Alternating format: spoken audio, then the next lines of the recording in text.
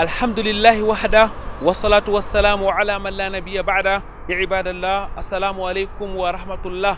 Frères et sœurs dans la foi, les meilleures louanges sont inconditionnellement destinées à Allah, Allah l'unique sans fils, Allah le Seigneur de la Kaaba. Que la paix et la bénédiction d'Allah soit sur Muhammad, le meilleur des pèlerins, ainsi qu'à sa famille pieuse, ses valeureux compagnons et tous ceux qui le suivront jusqu'au jour de la rétribution. Frères et sœurs dans la foi, adorateurs d'Allah, plus que quelques jours encore, des millions de fidèles vont se diriger vers la Mecque, question d'accomplir les grands pèlerinages. Au Cameroun, l'heure est au dernier réglage au sein de la Commission nationale du Hajj, cette structure chargée de coordonner l'organisation du Hajj dans notre pays. Une commission qui a accepté de nous recevoir une fois de plus ici dans la cité politique du Cameroun. Très chers téléspectateurs, mesdames, mademoiselles, messieurs, bienvenue donc à Yaoundé. Bienvenue dans la mosquée de la Cité Verte. Bienvenue sur ce plateau spécial de Vitrine de l'Islam. Vitrine de l'Islam, votre rendez-vous islamique sur Canal D International. Rendez-vous à 3 articulations au cœur de la société, l'entretien, mais aussi et surtout la psalmodie du Saint Al-Qur'an al-Karim. Écoutons et méditons la parole d'Allah, exalté soit-il. A'udhu billahi minash shaytanir rajim.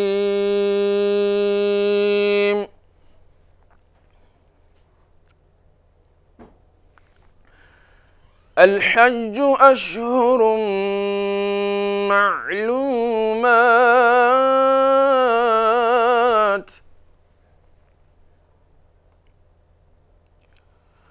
فمن فرض فيهن الحج فلا رفث ولا فسوق ولا جدال في الحج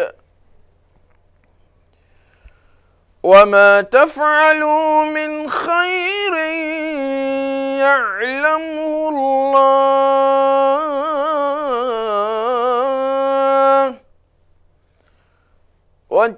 وتزودوا فإن خير الزاد التقوى واتقون يا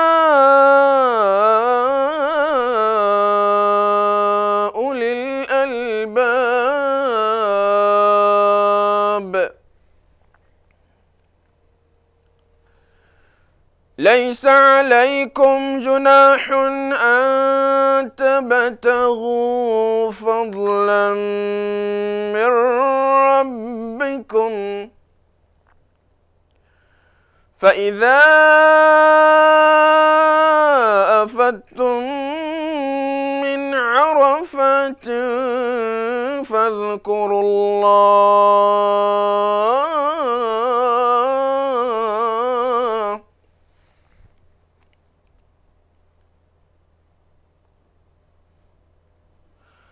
فاذكروا الله عند المشعر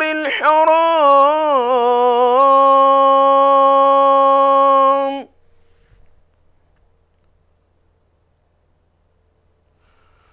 فاذكروا الله عند المشعر الحرام واذكروه كما هداكم وإن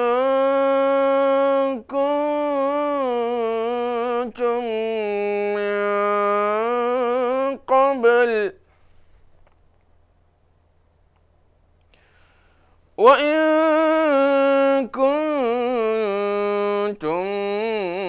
من قبله لمن الضالين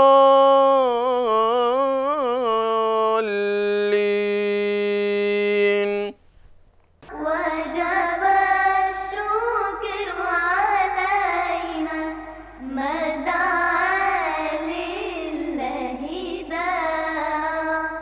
Alhamdulillah, alhamdulillah, frères et sœurs dans la foi, mesdames, mademoiselles, messieurs, une fois de plus, ahlan wa sahlan wa marhaban bikoum sur ce plateau spécial des Vitrines de l'Islam. Nous l'avons dit, nous sommes dans la cité politique du Cameroun, nous sommes dans la cour de la mosquée de la cité des Palmiers, nous sommes en compagnie du frère Abdul Karimou, le frère Abdul Karimou, qui est le chef de la délégation officielle du Cameroun dans le cadre du pèlerinage. Assalamu alaikum wa rahmatullahi wa barakatuh, frère Abdul Karimou. Wa alaikum assalam wa rahmatullahi wa barakatuh. Bienvenue à la cité capitale.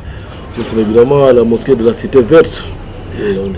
qu'Allah vous récompense, frère Abdelkarim. C'est la deuxième fois que vous nous recevez cette année dans le cadre de l'actualité liée au Hajj.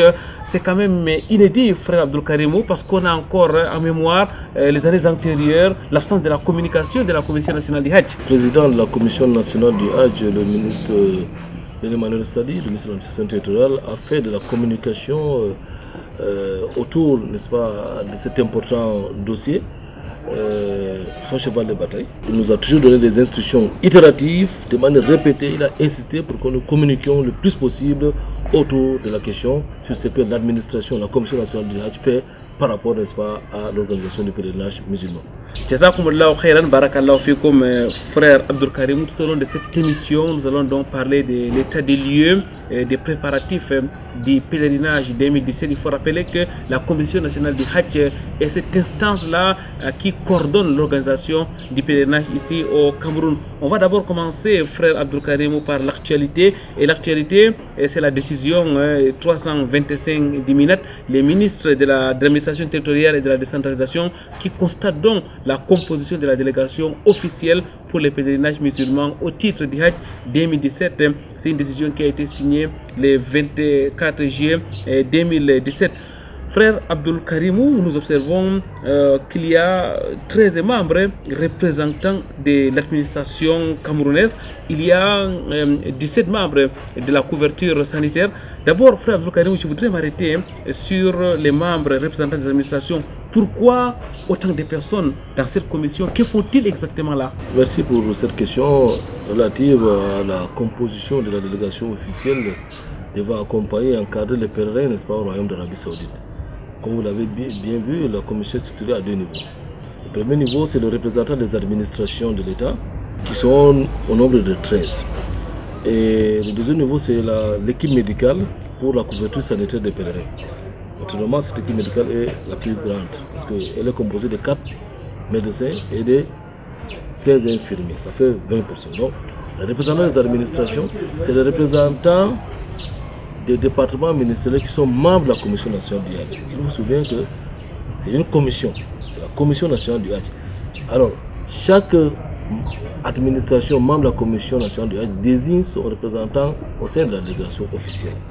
Les autorités saoudiennes et les pèlerins camerounais, donc l'administration camerounaise, c'est l'interface des autorités saoudiennes. C'est elle qui reçoit tous les consignes.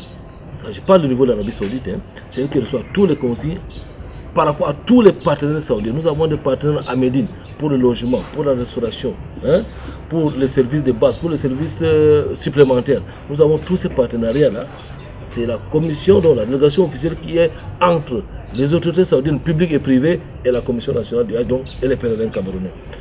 Au Cameroun, naturellement, tout ce que vous voyez aujourd'hui, nous sommes au niveau des procédures de délivrance des visas. C'est la délégation officielle qui est déjà à l'œuvre. Mais lorsque les visas sortiront, n'est-ce pas, de l'ambassade, il faut bien évidemment composer les vols. Il faut informer les pèlerins. Il faut les organiser, il faut les acheminer, chacun dans son timing, auprès des aéroports de départ qui sont Douala et Garoua. Donc, il y a ce travail qui est fait par la Commission nationale du Hajj, mais particulièrement aujourd'hui, qui est fait par la délégation officielle. Frère Abdelkarimou, dans cette décision, nous remarquons qu'il y a jusqu'à 39 membres de la couverture sanitaire. Il y a 4 médecins, 15 infirmiers. Par rapport à l'année passée, il y a quand même une augmentation du personnel de la santé. Qu'est-ce qui peut expliquer cette augmentation? Disons que l'année dernière, en 2016, l'édition 2016 avait connu la participation de 2 médecins et de 13 infirmiers. Ils étaient au nombre de 15. Et cette année, le ministre de l'administration territoriale a bien voulu renforcer cette équipe médicale pour, n'est-ce pas, suivre de plus près encore cet aspect important à la couverture sanitaire des pèlerins. Donc, il a augmenté 2 autres médecins, ça fait 4 médecins aujourd'hui, dont une dame, il faut le dire, et 16 infirmiers. De 16 infirmiers, il y a 11 infirmiers diplômés d'État. Donc, l'équipe a été renforcée en quantité et en qualité. Et ça, le ministre président de la Commission nationale du Hajj attache de plus grand prix, n'est-ce pas, à la couverture sanitaire des pèlerins. Vous savez, 3500 Camerounais se déplacent, partent du Cameroun avec leur pathologie ici, et ils partent en Arabie Saoudite. C'est un autre environnement avec des pathologies nouvelles. Il faut s'adapter. Donc, ils partent ici avec nos médecins et avec nos médicaments. Restons donc sur les plans sanitaires. Frère Abdelkarimou, vous l'avez dit, il y a une augmentation du personnel de la santé, mais est-ce qu'il y a aussi une augmentation des qualités du matériel de travail de ces personnels? Naturellement, on renforce l'équipe médicale, on renforce également la médication autour de la question. Vous voyez, l'année passée, par exemple, nous avions acheté des remèdes ici au Cameroun d'une valeur de 12 millions, c'était on va prendre pour 14 millions. Et il y a des médicaments également qu'on achète en Arabie Saoudite pour les pathologies locales en Arabie Saoudite. Donc, il y a tout un gros budget qui est dégagé par rapport à cette couverture sanitaire au niveau du personnel, au niveau de la médication qu'il faut mettre en place. Tout cela est pris de manière globale par le président de la Commission nationale du Hajj, le ministre René Emmanuel Sadi. Pour sortir de cette décision numéro 00325 du ministère de l'administration territoriale et de la décentralisation, je voudrais quand même remarquer, frère Abdelkarimou, qu'il n'y a pas de représentants de la société civile musulmane camerounaise, il n'y a pas de communicateurs, de journalistes qui sont censés relayer l'information de l'Arabie Saoudite pour la plupart de nos téléspectateurs qui nous suivent. Pourquoi tous ces manquements? Déjà pour la société civile, elle est suffisamment représentée. Tous les encadrés sont membres de la société civile. Membres de la commission, mais ils ne figurent pas dans la délégation officielle. La délégation officielle, c'est quand vous et moi nous parlons ici au Cameroun. Une fois en Arabie Saoudite, ça devient la délégation camerounaise, y compris les pèlerins, c'est la délégation camerounaise. Et les encadreurs en font partie. D'ailleurs, le ministre leur donne un badge pour les distinguer des autres. Ils ont une carte qui signifie qu'ils ont un rôle important. Donc, c'est la société civile. La société civile est donc suffisamment représentée parce qu'ils sont les plus nombreux. D'ailleurs, ils sont une cinquantaine, les encadreurs. Donc, par rapport à la communication, vous l'avez dit, vous savez, revenons-en donc à la composition de la commission. La commission est créée par le premier ministre du gouvernement. Il y a des administrations qui sont membres de cette commission. Le ministère de la Communication n'est pas membre. Néanmoins, la CRTV est membre.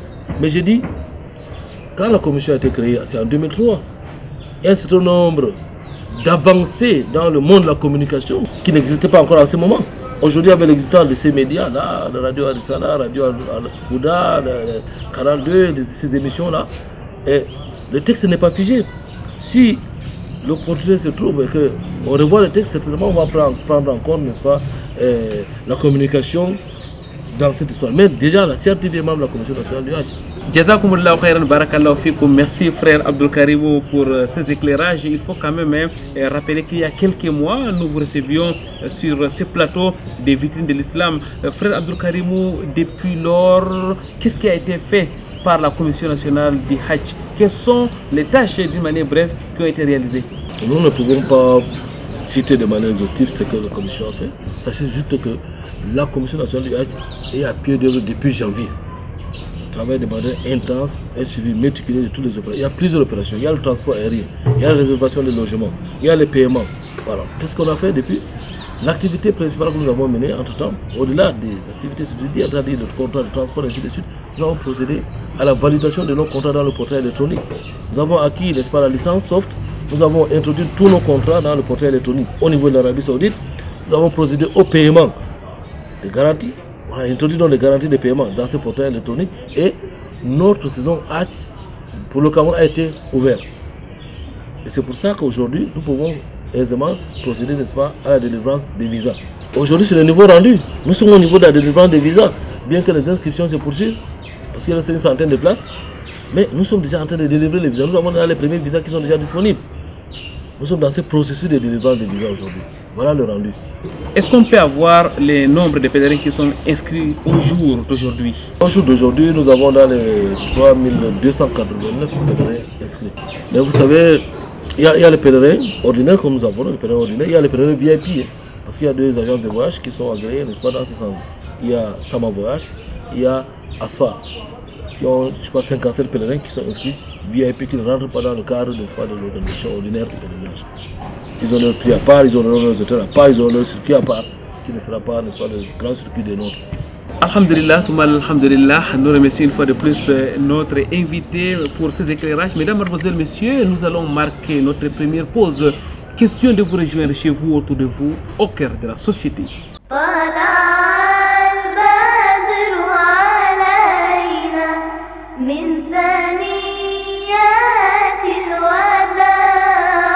Salatu wa salam ala rasulillah. Assalamu alaikum wa rahmatullahi wa barakatuh.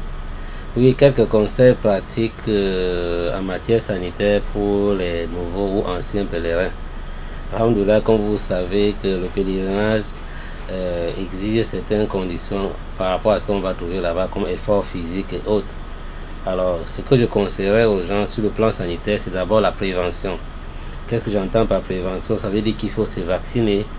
Il y a un centre international de vaccination. Se vacciner contre certaines maladies comme la méningite. Vous savez, il y a un afflux de personnes qui viennent de tous les 4 côtés de la planète. Se vacciner contre la grippe, contre l'hépatite. Et cela se fait au centre international de vaccination. Donc, en dehors de la vaccination maintenant, il y a des préparations physiques que le pèlerin devait faire avant.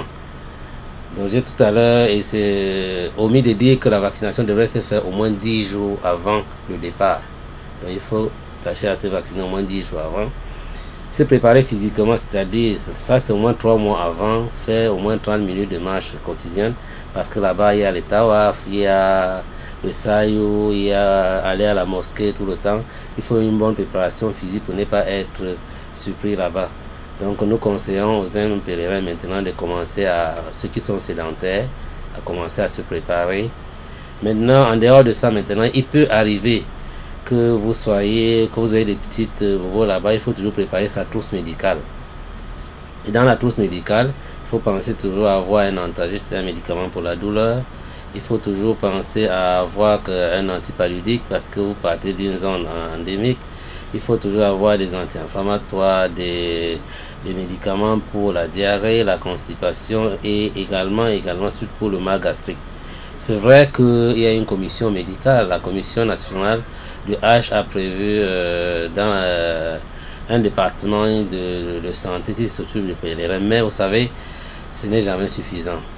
Il vaut mieux avoir ça dans sa trousse au cas où vous avez des problèmes. Et d'autres conseils maintenant, éviter de trop s'exposer au soleil parce qu'il y a les risques de déshydratation.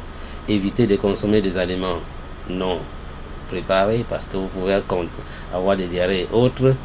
Éviter de boire de l'eau du robinet, c'est important. Il faut qu'on rappelle aussi, préférer de l'eau embouteillée ou bien de l'eau de Zamzam.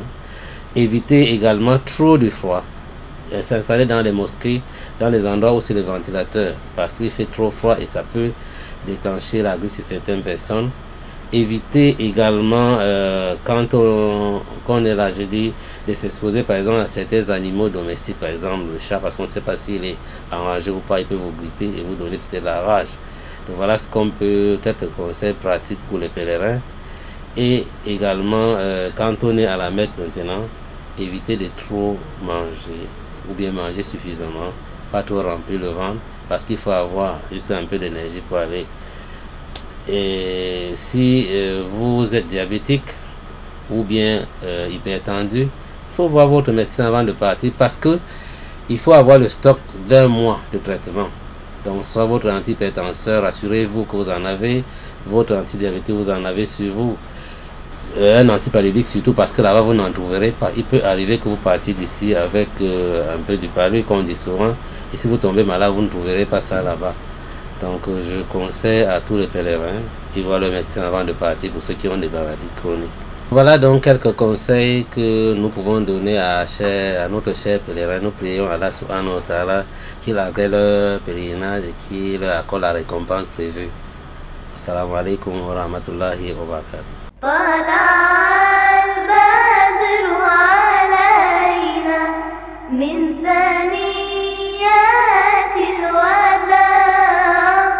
Naam, alhamdulillah wa salatu wa salam rasulillah. Nous remercions énormément Allah subhanahu wa ta'ala par la grâce de qui l'occasion nous est présentée de discuter avec vous sur un acte d'adoration à combien de fois important parce que il sous-entend un pilier de notre foi, une pratique d'un impact spirituel assez élevé parce que de par son parcours, de par son fondement et de par ses articulations, il est un acte d'adoration qui finit par avoir une trace assez profonde dans la vie du musulman, c'est-à-dire le pèlerinage ou le petit pèlerinage. Alors l'occasion nous est présentée aujourd'hui en tant qu'observateur et puis celui-là qui a effectué ce Hajj-là, alhamdulillah, de parler des préparatifs. C'est qu'on peut dire, les savants, alhamdulillah, sont revenus sur tout ce qui est théologique, sur tout ce qui est spirituel, la place de l'intention, parce qu'elle est déjà le socle, le principe d'accès et d'agrément d'un acte dans notre foi. Alors j'insisterai sur des aspects plus ou moins tactiques que théoriques. Cette opération est une opération assez physique déjà, il faut donc une préparation plus ou moins mentale et physique, c'est-à-dire il faut s'exercer un peu à marcher parce qu'il y aura de la marche et de la bonne marche. Il faut s'exercer également d'être plus ou moins dépendant de la nourriture, de la bouffe, parce qu'il n'y aura pas assez de la bouffe de notre contrée, il n'y aura pas de la nourriture tropicale, il n'y aura pas de choses à grignoter. Ça, c'est des petits préparatifs qu'il faut avoir. Mais également sur l'aspect spirituel, il faut le dire, Mamadou Koiranga, il faut que les gens s'apprêtent à rester aussi longtemps dans la mosquée. Et vous voyez aujourd'hui, nos mosquées, les gens ne font pas plus de 10-20 minutes. Et de l'autre côté, il faut s'apprêter à venir 1 heure avant la prière de Subhi, rester jusqu'au lever du soleil. C'est un exercice mentalement pas facile pour quelqu'un qui n'est pas habitué à le faire. Et également, rester, faire des askars à un moment donné, on se perd, qu'est-ce qu'on fait, qu'est-ce qu'on doit faire. Il y a beaucoup de questions qui vont revenir et j'espère que vous avez répondu sur ce genre de questions, mais ces questions, qu'est-ce que je dois faire en réalité, c'est un exercice spirituel, donc chacun doit s'acclimater, s'exercer à être en contact avec Allah subhanahu wa ta'ala. Maintenant, en termes de matériel, il faut avoir le matériel le plus léger possible parce que tout le monde connaît quand même aujourd'hui, c'est une zone plus ou moins chaude. C'est une zone également qui n'a pas d'humidité, donc ce qui fait que les habits faits en matière qui contient qui capte plus de soleil sera pas évident. Également les chaussures, il faut éviter des chaussures qui pèsent, il faut éviter des chaussures qui ont des talons, il faut avoir des chaussures plus ou moins légères, des chaussures sportives. Bien sûr, il y en a ceux qui s'exercent à avoir de la nourriture avec eux. Bon, ça dépendra de quelle compagnie, ça dépendra avec quel type de voyage ils vont exercer. Mais également, il faut s'apprêter quand même à avoir 2-3 mots en France, en anglais ou en arabe, parce que je vous assure, ça sera vraiment un grand rendez-vous. C'est 2-3 millions, 4 millions de personnes qui seront là. Et à ma foi, l'organisation géographique, géospatiale de la zone n'est pas aussi évidente. C'est-à-dire qu'il faut s'apprêter à lire les cartes, être capable de lire les numéros de rue, parce que c'est l'adressage chez nous aujourd'hui n'est pas dans notre culture, mais il faut l'apprendre. Il faut apprendre 2-3 mots d'arabe pour dire où est-ce que je suis camerounais, je suis tel, est-ce que je peux savoir où il y a mes co-régionnaires, ainsi de suite. Est-ce que vous pouvez m'aider, est-ce que vous pouvez me rendre service, où se trouve la police. Ça permettra quand même d'éviter des situations difficiles, des situations alarmantes, parce que je vous le disais, c'est assez difficile, il y a des situations où on peut se perdre. À la fin, peut-être le préparatif autour de tout ce qui est moral, on ne peut pas le dire, il faut avoir de la patience, de la forte patience, parce que les bousculades autour des jamarades, les bousculades autour de Tawaf, le dernier de Tawaf, c'est pas évident, mais à ce niveau également, et pour ceux qui ont des petits sacs pour mettre leurs chaussures, des petits sacs pour mettre une petite gourde d'eau, un peu de jus d'orange pour remonter un peu l'énergie, parce que la journée de la fête, les gens marchent des kilomètres et ils perdent d'énergie. Il faudrait donc ceux-là, à ce niveau-là, qu'ils ne se lamentent pas. C'est-à-dire qu'il ne faut pas que la priorité soit à l'acte, on oublie l'homme. C'est-à-dire si on se sent fatigué, exténué, qu'on abandonne. Pas abandonner carrément le pèlerinage, mais qu'on arrête et qu'on cherche à reprendre le souffle, l'énergie pour le lendemain. La yukallifullahu nafsan illa wus'aha. C'est-à-dire qu'il faut que les gens sachent que l'acte rituel n'est pas au-delà de la personne. La personne a plus d'importance et son retour en santé normalement est plus important que d'aller se tuer, d'aller se lâcher là-bas. Voilà ce qu'on peut dire en termes, en gros, sur les préparatifs et le déroulement ensemble de ce pèlerinage.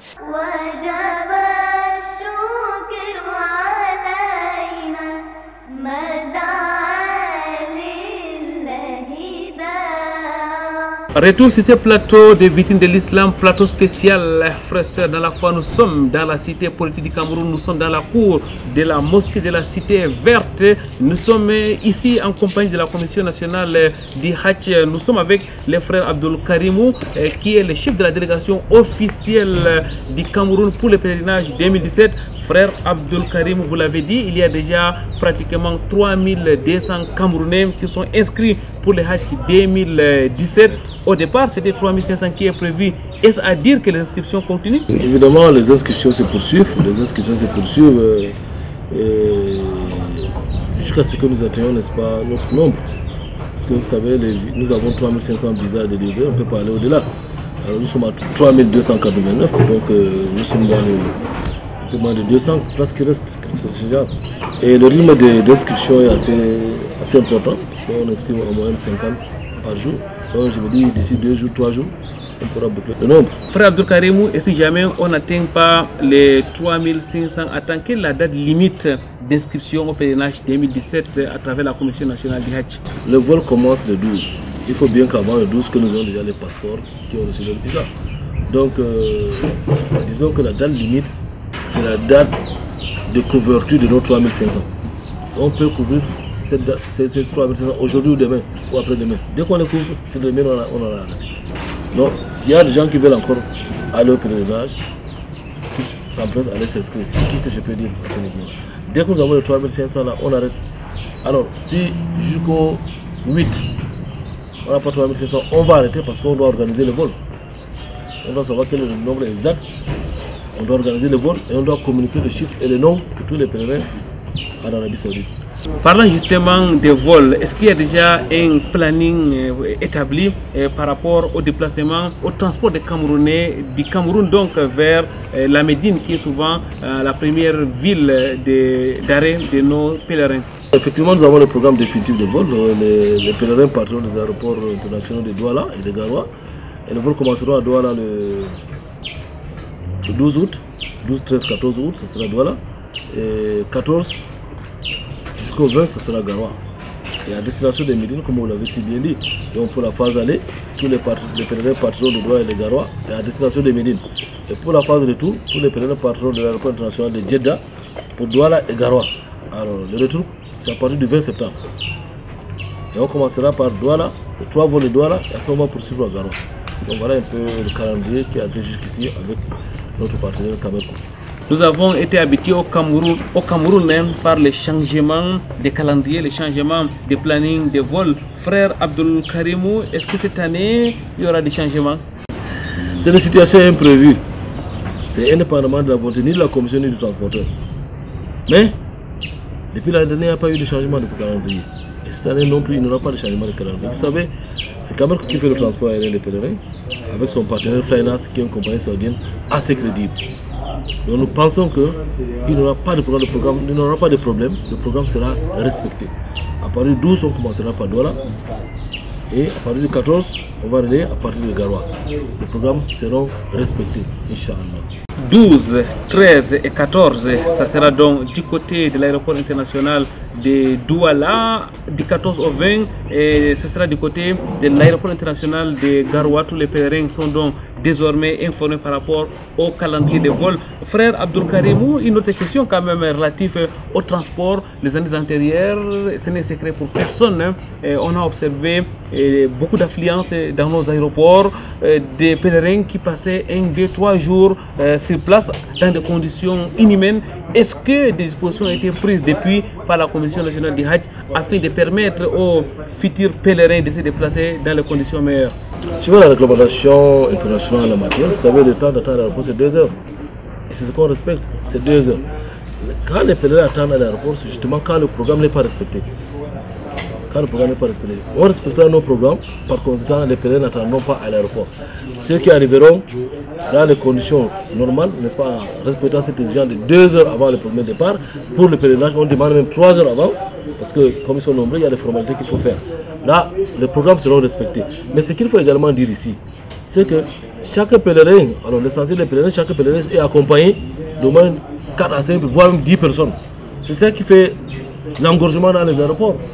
Et les dispositions sont prises cette année par rapport à ça pour que les accompagnateurs, seuls les pèlerins rentrent dans l'enceinte de l'aéroport, que les accompagnateurs restent loin là-bas derrière. Vous avez 1000 pèlerins pour 10 000 accompagnateurs. Vous imaginez un peu ce que ça peut faire. Et même dans ces accompagnateurs, il y a ceux qui ne sont même pas accompagnateurs, qui n'ont rien à voir avec ceux qui sont en train de voyager, qui s'infiltrent, les bandits, s'infiltrent dans cette histoire d'accompagnateurs pour pouvoir faire leurs sales besoins. Donc, les dispositions sont prises déjà pour que le temps d'attente à l'aéroport ne soit pas plus de 3 heures. Et maintenant, les dispositions sont également prises pour que les accompagnateurs ne rentrent pas dans l'enceinte de l'aéroport pour créer le désordre comme nous avons vu par le passé. Alhamdulillah, vous l'avez dit, beaucoup a été fait donc par la Commission nationale du Hajj. Les calendriers de vol est connu. 12, 13, 14, ça sera du côté de l'aéroport international de Douala. Du 14 au 20, ça sera du côté de l'aéroport international de Garoua. Les inscriptions continuent jusqu'à ce qu'on atteigne les 3500 qui ont été prévus. Frère Abdul Karimou, quelles sont les difficultés qui ont été rencontrées par la Commission durant cette période-là? Aujourd'hui, est-ce qu'on peut dire que tout se déroule comme si des roulettes, permettez-moi l'expression? Vous savez, avec les partenaires saoudiens, on n'est jamais prêt tant qu'on n'a pas terminé le processus. C'est vrai, tout s'est très bien passé jusqu'ici, nous n'avons pas eu de problèmes majeurs, nous avons eu quelques difficultés que nous avons levées très rapidement. Aujourd'hui, nous sommes en face d'une seule difficulté, c'est l'institution d'un paiement de 2000 rials, soit 340 000 francs CFA. Sur le visa, vous savez, le visa H, c'est un visa free, c'est un visa gratuit jusqu'ici. Hajj Umrah, c'est gratuit. Mais cette année particulièrement, il a été institué que les pèlerins qui ont effectué le Hajj, les citoyens qui ont effectué le Hajj il y a 5 ans et ceux qui ont effectué la Umrah il y a 3 ans doivent payer le visa d'entrée en Arabie Saoudite pour le Hajj 2000 rials saoudiens, soit 340 000 francs CFA. Le problème n'est pas à ce niveau. Les pèlerins devaient payer s'ils étaient informés en avant. Nous étions en janvier en Arabie Saoudite et il y a eu vent de cette nouvelle disposition législative des autorités saoudiennes qui a institué le paiement de ces visas dans ces conditions-là. L'ambassadeur du Cameroun sur la délégation camerounaise a posé la question au ministre saoudien du Hajj, qui a répondu en disant que cette disposition ne devait pas être appliquée du moins pour le Hajj de cette année 2017. Mais maintenant, dans le processus de délivrance de visas, on se rend compte que les frais sont coupés, parce que vous savez, dans ce processus, nous avons déjà payé. Frère Abdul Karim, vous êtes en train de nous dire qu'il y a eu revirement de la part des autorités saoudiennes par rapport au prix du Hajj? Oui, pour les candidats au pèlerinage qui ont effectué le Hajj il y a 5 ans et qui ont effectué la Umrah il y a 3 ans, 5 dernières années, ils ont institué un espace de paiement de 340 000 francs CFA comme frais de visa. Les pèlerins, les citoyens qui n'ont pas effectué le Hajj depuis, qui effectuent le Hajj pour la première fois, eux, ils sont exempts de ces paiements, de cette disposition-là. Donc, ils ne paieront pas. Mais ceux qui ont effectué ces pèlerins dans ces conditions-là vont payer les 340 000 francs CFA. Donc, c'est une situation assez embarrassante pour la Commission nationale du Hajj. Vous voyez quelles sont les difficultés qui sont les nôtres. Mais le gouvernement camerounais, le ministre de l'administration territoriale, le président de la Commission nationale du Hajj, est en train de prendre toutes les dispositions pour que cela n'affecte pas ces pèlerins-là. Et qu'est-ce qu'il a fait jusqu'ici? Il a saisi l'ambassade, les autorités saoudiennes à travers l'ambassade de l'Arabie Saoudite à Yaoundé pour poser le problème. Et l'ambassadeur du Cameroun au Royaume de l'Arabie Saoudite également a été amplié, n'est-ce pas, de cette correspondance, et il est en train de travailler avec les autorités saoudiennes au plus haut niveau là-bas en Arabie Saoudite pour que cette mesure soit levée, du moins pour cette année. Mais si ça ne prospère pas, naturellement, le gouvernement prendra des dispositions utiles pour que les pèlerins, les citoyens ne soient pas affectés par cette mesure des autorités saoudiennes. Pour assurer donc à nos futurs pèlerins qu'ils iront au pèlerinage et qu'il n'y aura pas d'augmentation sur le prix qui a été fixé au départ, frère Abdul Karimou, malgré ces revirements entre guillemets. Que les pèlerins qui sont dans ces conditions soient rassurés. Et même s'il y a ceux qui veulent s'inscrire alors qu'ils étaient au Hajj l'année dernière ou à la Umrah dernièrement, qu'ils s'inscrivent, il n'y a pas de problème. Certainement, les autorités saoudiennes vont lever cette mesure, mais s'ils n'ont pas cette mesure, le gouvernement prendra des dispositions pour que les pèlerins qui sont dans ces conditions-là ou dans cette situation ne soient pas affectés. Jazakumullahu khairan barakallahu fik. Selon nos informations, cette situation affecte aussi les autres pays africains. Merci frère Abdul Karimou. Jazakumullahu khairan. Frère dans la foi, nous allons une fois de plus prendre une pause. Question de vous rejoindre chez vous, autour de vous, au cœur de la société.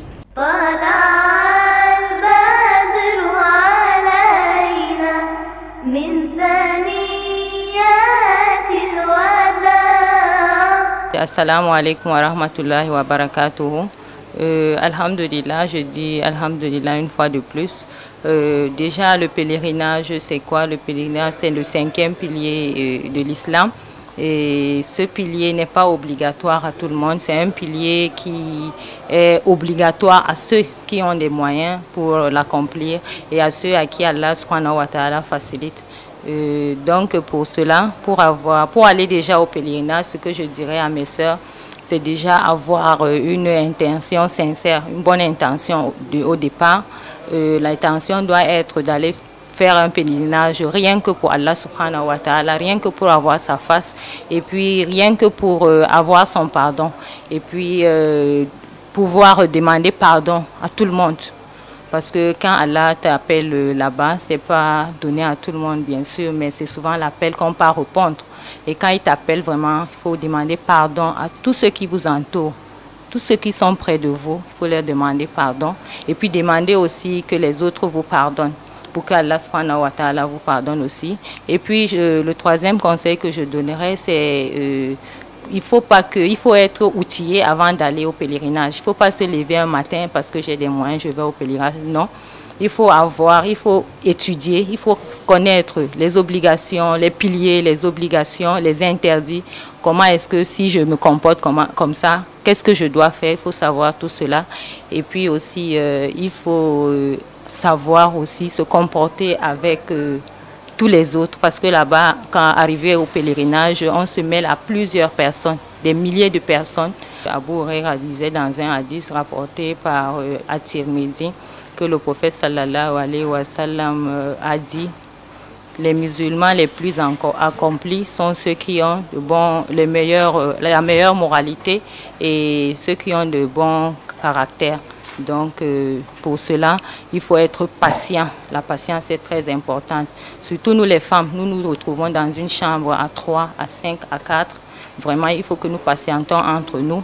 Il faut être serviable.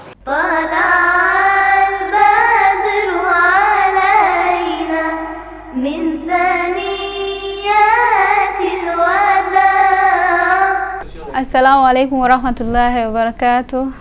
Chères sœurs, le conseil que je peux donner vis-à-vis de mon expérience, de mon vécu du Hajj. Le Hajj est le 5e pilier obligatoire pour ceux qui ont les moyens. C'est une ni'ma qu'Allah donne à qui il veut. Lors de l'appel, wallahi, essayons de faire et de respecter toutes les recommandations et les normes prescrites par Allah. Tout d'abord, avant de voyager, je conseillerais à mes sœurs de se concentrer au maximum, de faire beaucoup de istighfar,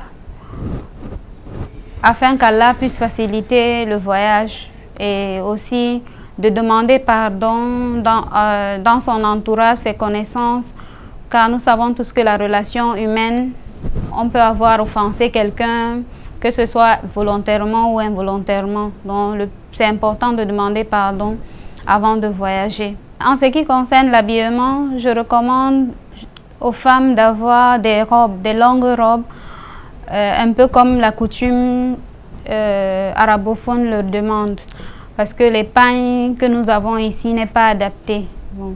Et pour éviter aussi d'être remarqué, bon, et d'attirer les regards. Il y a aussi la couleur qui est importante. De préférence, la couleur sombre. Évitons le rose, les couleurs frappantes. Là, c'est pas bon pour le Hajj du tout. Et prenons aussi des chaussures ouvertes et à crampons, parce que nous savons très bien que dans le haram, dans la mosquée, que ce soit à Médine ou à Makka, le sol est très glissant. En ce qui concerne les aliments, il est préférable de ne rien prendre ici pour éviter de s'encombrer, parce que nous savons tous que votre charge sera uniquement transportée par vous et c'est chacun pour soi en fait.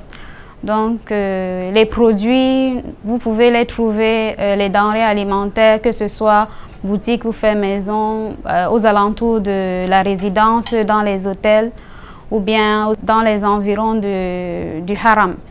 En termes d'argent, il est préférable, nous savons tous que tout le monde voyage toujours avec l'argent, on a besoin de manger, de dépenser et après le Hajj de se faire quelques petits cadeaux.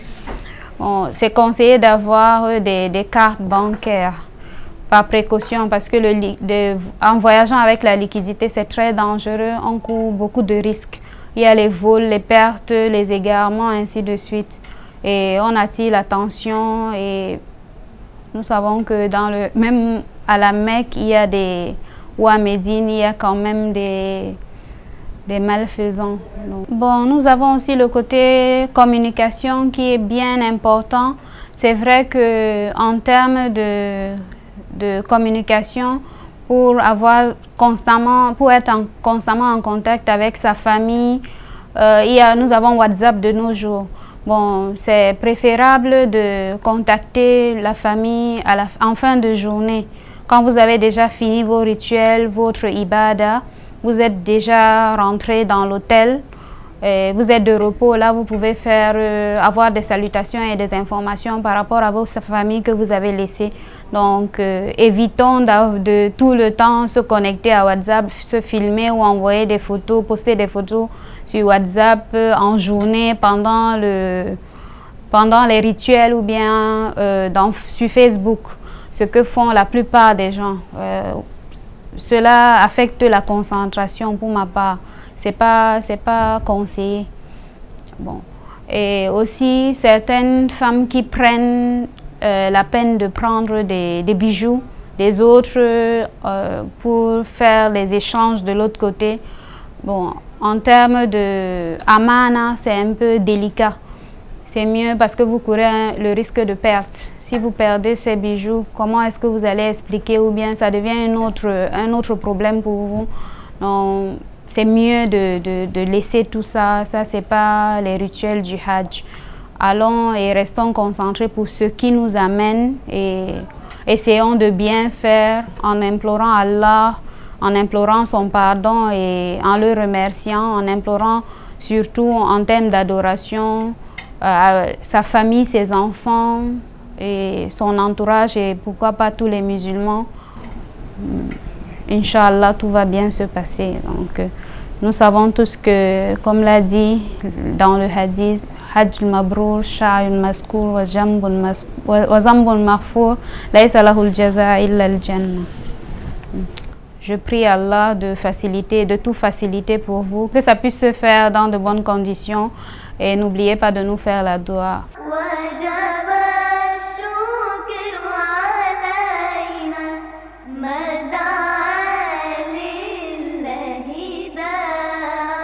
Gloire et pureté à Allah, les maîtres des cieux et de la terre. Mesdames, mademoiselles, messieurs, une fois de plus, bienvenue dans la cour de la mosquée de la Cité Verte. Nous sommes donc à Yaoundé. Nous restons en compagnie de la Commission nationale du Hajj. Nous sommes avec les frères Abdul Karim. Frère Abdul Karim, tout au long de cette émission, nous avons parlé de l'état des lieux des préparatifs du Hajj 2017.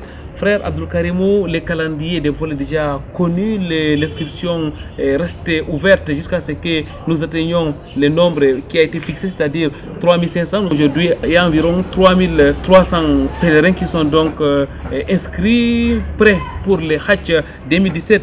Frère Abdul Karimou, il y a une question qui revient tout le temps, c'est la question liée à l'hébergement des pèlerins camerounais.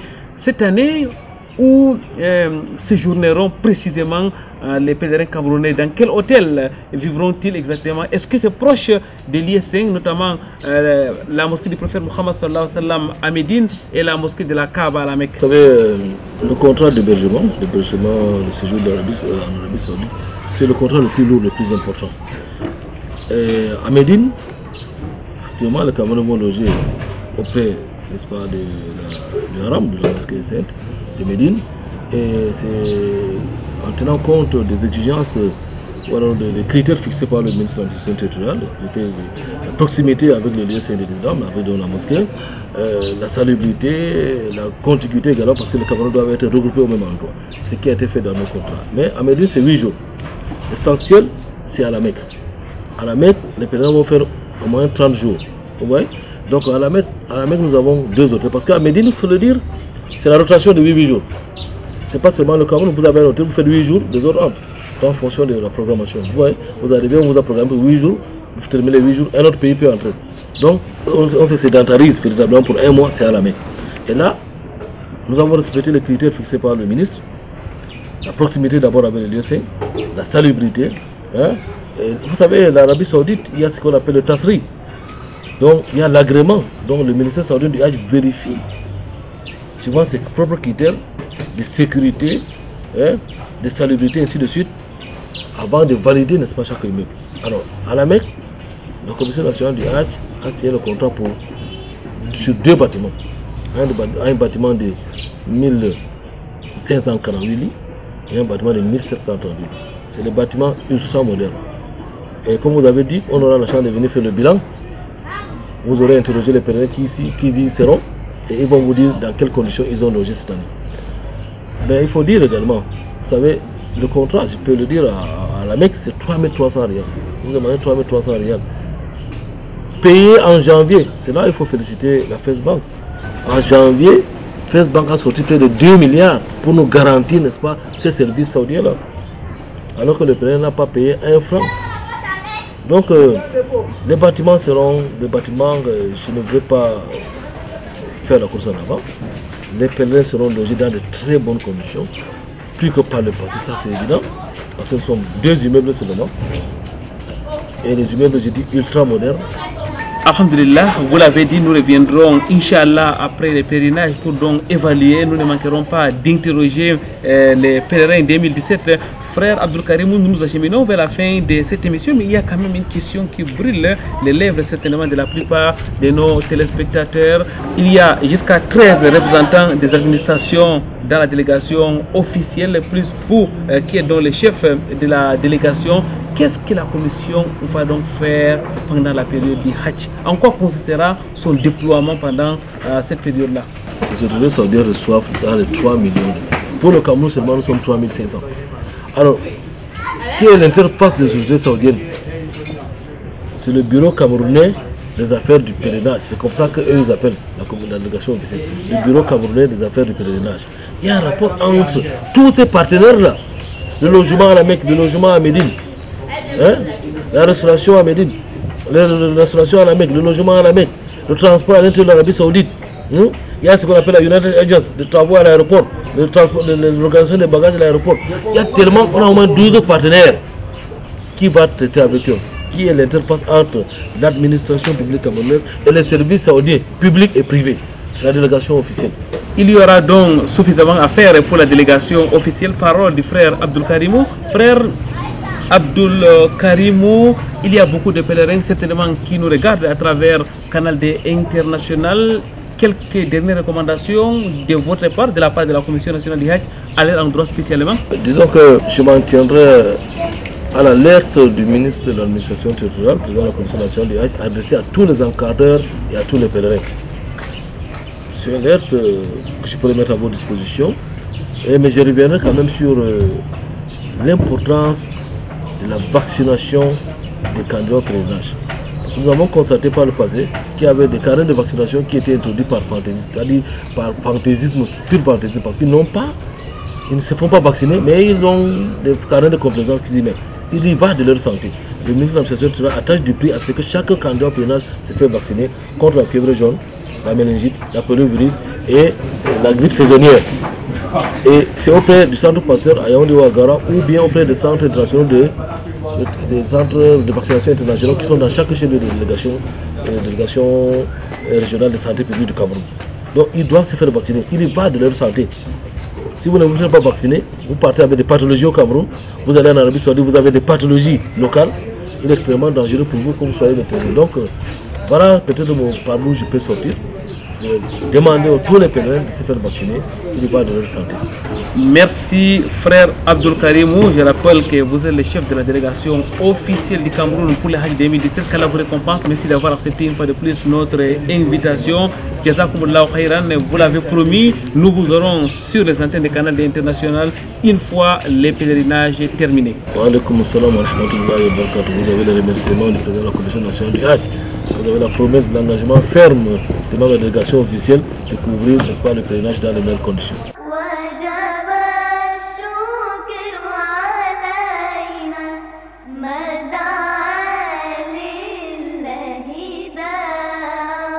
C'est donc tout pour cette autre édition des Victimes de l'Islam.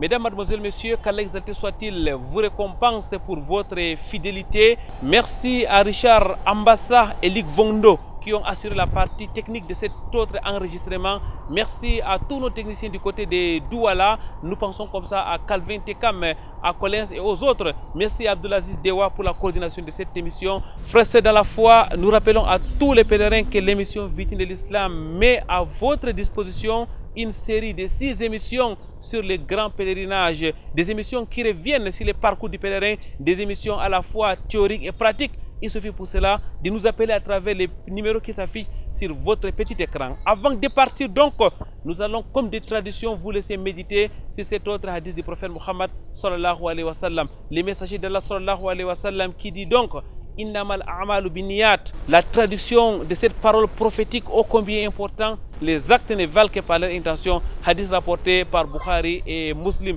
Les pèlerinages, frères et sœurs, dans la foi n'est pas un tourisme, c'est une adoration d'Allah. Il faut donc tout simplement purifier son intention afin de mériter les récompenses de ces piliers de l'islam. Car, comme l'a souligné le prophète Muhammad sallallahu alayhi wa sallam, quiconque accomplit le pèlerinage comme il se doit, alors sa récompense ne sera que le paradis. Qu'Allah fasse en sorte que nous soyons tous dans son paradis al-Firdaus. Sur ce, subhanakallahumma wa bihamdik. Nashhadu an la ilaha illa anta nastaghfiruka wa natubu ilaik. À vendredi prochain, lorsqu'il sera 16h30 heure du Cameroun, ou samedi à 6h30 dans le cadre de la rediffusion de ce programme. Inch'Allah. Allahu Akbar, Allahu